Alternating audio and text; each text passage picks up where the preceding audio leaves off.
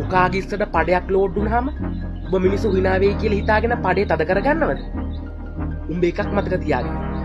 උඹට ඔය hina වෙන හැම එකම උඹට හොරෙන් පඩාරිනු හැංගිලා. උන් කැමති නැහැ තව එකෙක් උන්ගේ ඇඟේ තියෙන පීඩනය නිදහස් කරගන්න. මේක හරි ආත්මාර්ථකාමී ලෝකයක්. උඹ එකක් මතක තියාගන්න. උකාගේ ඉස්සර පඩයක් ලෝඩ් වෙන හැම වෙලාවෙම තැනක් පොතැනක් නැතුව උඹේ පඩේ අරපන්. හැමදාම පඩ අරපන්.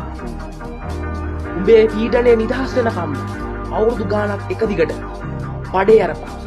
පඩ ඇරලා උඹේ පීඩනය නිදහස් වෙන දවසට උඹ ලල්ලෙකට පඩාරින්න පටන් ගන්න. අන්න එදාට පබ්ලික් ප්ලේස් එකකට ගිහිල්ලා හැමෝටම හෙන්න හයියෙන් පඩයක් කරලා හයියෙන් කෑ ගහපන් මම විවෘත පුද්ගලයෙක් කියලා. අන්න එදාට මේ දකුණේ මයුරව මතක තියාගන්නේ.